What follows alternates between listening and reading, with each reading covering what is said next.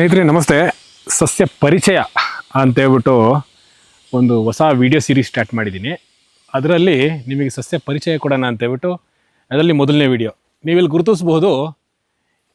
ನೋಡಿ ಹೇಗಿದೆ ಅಂತೇಳ್ಬಿಟ್ಟು ನೀವಿಲ್ಲಿ ಗುರುತಿಸಿ ಯಾವುದು ಆಗಿರಬಹುದು ಈ ಗಿಡ ಅಂತೇಳ್ಬಿಟ್ಟು.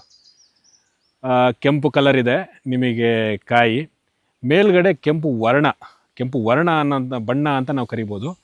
ಕೆಂಪು ಬಣ್ಣ ನೀವು ನೋಡಿದ್ಮೇಲೆ ನಿಮಗೂ ಅನಿಸಿರ್ಬೋದು ಇದು ಯಾವುದಾಗಿರಬಹುದು ಅಂತೇಳ್ಬಿಟ್ಟು. ಇದನ್ನು ನಾವು ಕನ್ನಡದಲ್ಲಿ ಸಿಂಧೂರಿ ಗಿಡ ಅಂತ ಕರಿತೀವಿ. ಸಿಂಧೂರ ಅಂತೇಳಿದ್ರೆ ಕುಂಕುಮದ ಗಿಡ ಅಂತ ಕರಿತೀವಿ. ಇನ್ನೊಂದಿದೆ ನಮ್ಮಲ್ಲಿ ರಂಗಮಾಲಿ ಅಂತ ಕರೀತಾರೆ, ಮತ್ತು ಅನಾಟ ರಂಗಮಾಲಿ ಕುಂಕುಮದ ಗಿಡ ಅದು ಬೇರೆ. ಇದು ನಿಮಗೆ ಒರಿಜಿನಲ್ ಸಿಂಧೂರ ಕುಂಕುಮದ ಗಿಡ. ನೋಡಿ ಕಾಯಿ ಹೇಗೆ ಬರುತ್ತೆ ಅಂತ ಹೇಳಿಬಿಟ್ಟು.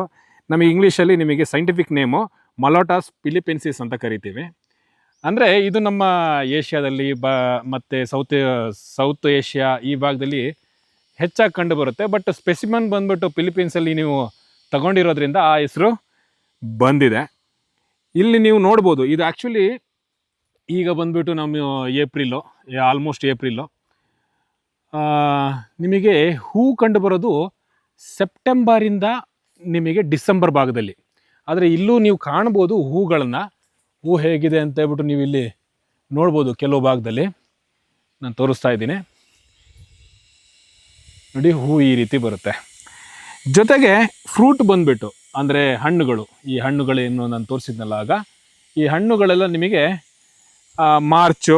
ನವೆಂಬರಿಂದ ಮಾರ್ಚು ಈ ಒಂದು ಟೈಮಲ್ಲಿ ಈ ಮರದಲ್ಲಿ ಕಂಡು ಬರುತ್ತೆ.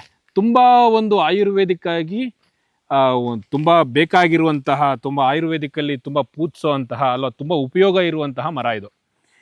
ಇದನ್ನು ಕನ್ನಡದಲ್ಲಿ ಸಿಂಧೂರಿ, ಹಿಂದಿಯಲ್ಲಿ ರೋರಿ ಅಥವಾ ಮಂಕಿ ಫೇಸ್ ಟ್ರೀ ಅಂತನೂ ಅಥವಾ ಕಮೇಲಾ ಟ್ರೀ ಈ ತುಂಬ ಹೆಸರಲ್ಲಿ ಕರೀತಾರೆ. ನೋಡಿ ಮರ ಎಷ್ಟಿದೆ ಅಂತ ಹೇಳ್ಬಿಟ್ಟು, ಸುಮಾರು ಒಂದು 20 to 25 ಮೀಟರ್ ಆ ಹಂತದ ತನಕ ಈ ಮರ ಬೆಳೆಯುತ್ತೆ. ಬೇಲಿ ಬದಿ ಇತ್ತು ಇಲ್ಲಿ.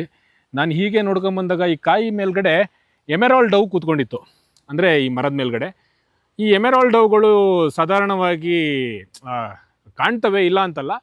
ಬಟ್ ಕೆಲವು ಮರಗಳ ಮೇಲ್ಗಡೆ ಕೂತಾಗ ಮರದ ಮೇಲ್ಗಡೆ ನನಗೂ ಒಂದು ದೃಷ್ಟಿ ಹೋಯಿತು, ಇದ್ಯಾವ ಮರಪ್ಪ ನೋಡೋಣ ಅಂತ ಬಂದಾಗ ಇದು ನಿಮಗೆ ಕುಂಕುಮ ಅಥವಾ ಸಿಂಧೂರಿ ಮರ. ತುಂಬ ಅದ್ಭುತವಾದಂಥ ಮರ ನೋಡೋದಕ್ಕೆ. ನೋಡಿ ಹೇಗಿದೆ ಅಂತೇಳ್ಬಿಟ್ಟು. ಇದು ನಾನು ಸಕಲೇಶ್ಪುರ ಈ ಜಾಗದಲ್ಲಿ ನೋಡಿರುವಂತಹ ಮರ. ಇದು ಆಯುರ್ವೇದಿಕ್ಕಾಗಿ ಏನು ಉಪಯೋಗ ಇದೆ ಅಂತೇಳ್ಬಿಟ್ಟು ನೋಡೋದಾದರೆ, ಇದನ್ನು ಕಮೇಲಾ ಡೈ ಅಂತಲೇ ನಾವಿಲ್ಲಿ ಕರಿತೀವಿ. ಇದನ್ನು ಈ ಹರಳೆಣ್ಣೆ ಮತ್ತು ಈ ಎಳ್ಳೆಣ್ಣೆ ಅದ್ರ ಜೊತೆಗೆ ಮಿಕ್ಸ್ ಮಾಡ್ಕೊಂಬಿಟ್ಟು ನ್ಯಾಚುರಲ್ಲಾಗಿ ಡೈ ಬಣ್ಣ ಆಗಿ ಇದನ್ನು, ಅಂದರೆ ಕೂದಲು ಬಗ್ಗೆ ಗೊತ್ತಿಲ್ಲ, ಬಟ್ ಹೆಚ್ಚಾಗಿ ನಿಮಗೆ ಈ ಸ್ಯಾರಿಗಳಿಗೆ ಅದಕ್ಕೆಲ್ಲ ನಿಮಗೆ ಒಂದು ಕಲರ್ ಬರೆಸಲಿಕ್ಕೆ ಇದನ್ನು ಯೂಸ್ ಮಾಡ್ತಾರೆ. ಇನ್ನು ಮೆಡಿಸಿನಲ್ ಇದು ನೋಡೋದಾದರೆ, ಇದ್ರ ಸೀಡ್ಸಿಂದ ಎಕ್ಸ್ಟ್ರಾಕ್ಟ್ ಮಾಡಿರೋ ಆಯಿಲ್ ಇದೆಯಲ್ಲ, ಅದು ನಿಮಗೆ ಹೊಟ್ಟೆ ಹುಳಗಳಿಗೆ ಮತ್ತು ಏನಂತಾರೆ ಈ ಸ್ಕಿನ್ ಅಲರ್ಜಿಗಳಿಗೆ ಆಯುರ್ವೇದದಲ್ಲಿ ಯೂಸ್ ಮಾಡ್ತಾರೆ. ಇಲ್ಲಿ ಮರದ ವಿಚಾರಕ್ಕೆ ಬಂದರೆ, ಈ ತೊಗಟೆ ಏನಿದೆಯಲ್ಲ ಬಾರ್ಕ್, ಇದನ್ನು ನಾವು ಟ್ಯಾನಿಂಗ್ ಏಜೆಂಟಾಗಿ ಯೂಸ್ ಮಾಡ್ತಿದ್ರು. ಮತ್ತು ಎಲೆ ನೋಡಿ ಹೇಗಿದೆ ಅಂತೇಳ್ಬಿಟ್ಟು, ಈ ಎಲೆಗಳನ್ನು ನೀವು ದನಗಳಿಗೆ ನೀವು ಫಾಡರ್ ಆಗಿ, ಅಂದರೆ ಒಂದು ಮೇವಾಗಿ ಕೂಡ ನಾವು ಇದನ್ನು ಯೂಸ್ ಮಾಡ್ಬೋದು. ಮರ ಮುಟ್ಟಿಗೆ ನಾವು ನೋಡಿದ್ರೆ ಮರ ಮುಟ್ಟು ಅಂತ ಏನು ಗಟ್ಟಿ ಮರ ಏನಲ್ಲ. ಬೆಂಕಿಪಟ್ಟಣ ಇಲ್ಲ ಅಂತಂದರೆ ಬಾಬಿನ್ಸು ಇಂಥದನ್ನೆಲ್ಲ ಇದು ತಯಾರಿಸೋದಕ್ಕೆ ಯೂಸ್ ಮಾಡ್ತಾರೆ. ಆದರೆ ನೀವು ಈ ಮರ ನೋಡಿದ್ರೆ ಮತ್ತು ಮರ ತುಂಬ ಹೂ ಬಿಟ್ಟಾಗ ಹಕ್ಕಿಗಳ ಕಲರವಾಗಿರ್ಬೋದು, ಅದನ್ನೆಲ್ಲ ನೋಡೋದಕ್ಕೆ ತುಂಬಾ ಇಷ್ಟ ಆಗುತ್ತೆ. ಒಳ್ಳೆ ಮರ. ಯಾರಾದರೂ ಈ ಕಾಡು ಕೃಷಿ ಇಂತೆಲ್ಲ ಮಾಡಿದಾಗ ಬೇಲಿಗಳಲ್ಲಿ ನೋಡೋದಕ್ಕೆ ತುಂಬ ಅದ್ಭುತವಾದಂತಹ ಒಂದು ಮರ. ಹಕ್ಕಿಗಳು ತುಂಬ ಇಷ್ಟಪಟ್ಟು ಈ ಮರದ ಮೇಲೆ ಇರ್ತವೆ, ನೋಡೋದಕ್ಕೂ ತುಂಬ ಚೆನ್ನಾಗಿ ಕಾಣುತ್ತೆ ನಿಮಗೆ. ಮತ್ತು ನ್ಯಾಚುರಲ್ ಆಗಿ ಒಂದು ಕುಂಕುಮನೂ ಕೂಡ ನಿಮಗೆ ಸಿಗುತ್ತೆ. ನನ್ನ ಹಣ್ಣು ನಾನು ಕೀಳಲಿಲ್ಲ, ಈಗ ಹಣ್ಣಲ್ಲಿ ಒಂದ್ಸರಿ ಕಿತ್ತು ತೋರಿಸ್ತೀನಿ ಅದ್ರ ಮೇಲ್ಗಡೆ ಹೇಗಿದೆ ಕುಂಕುಮ ಅಂತೇಳ್ಬಿಟ್ಟು. ಅದು ಬಹುಶಃ ನಿಮಗೆ ಹೆಲ್ಪ್ ಆಗ್ಬೋದು. ಮಲೋಟಾಸ್ ಫಿಲಿಪೆನ್ಸಿಸ್ ಅಂತೇಳ್ಬಿಟ್ಟು ಇದ್ರದ್ದು ಬೊಟಾನಿಕಲ್ ನೇಮು. ಕ್ಯಾಸ್ಟರ್ ಫ್ಯಾಮಿಲಿ, ಆ ಫ್ಯಾಮಿಲಿಯಲ್ಲಿ ಇದು ಬರುತ್ತೆ.